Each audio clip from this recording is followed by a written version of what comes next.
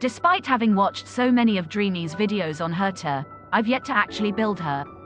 My outlook of Herta used to be quite bad. Thought she'd only see use during early story fights or for experience book farming, as I'm sure many can relate.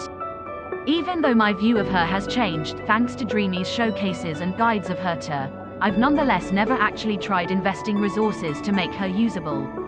What got me to change my mind were 2 Dreamy videos, and the announcement of the next 2 units, Jingliu, an ice destruction character, and second, Topaz and Numby, a fire hunt unit. With my limited pull power, I can only get one. Topaz and Numby are the obvious pick for me to try pairing them with Clara. This means I'm unlikely to get Jingliu. Knowing that, if I really want an ice damage dealer, Herta has always been right there. Having said all that, the current state of my Herta is not good. Basically untouched since the early part of the game. Her traces are all level 1, aside from 1 level on her talent. No relics, well specifically, no best in slot hunter set. In addition, despite all the free eidolons from Simulated Universe, my Herta still isn't E6. And lastly, I've never leveled an erudition light cone, so I'll have to invest into one from scratch.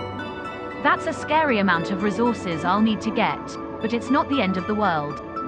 In fact, this is the best time to actually start building a Herta or any unit.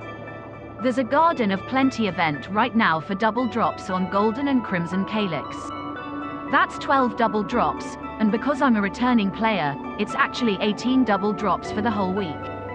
Looking at my current resources, I have plenty of credits and light cone experience, but my experience books are lacking, and my trace materials might as well not be existent, so I know what I'll be farming.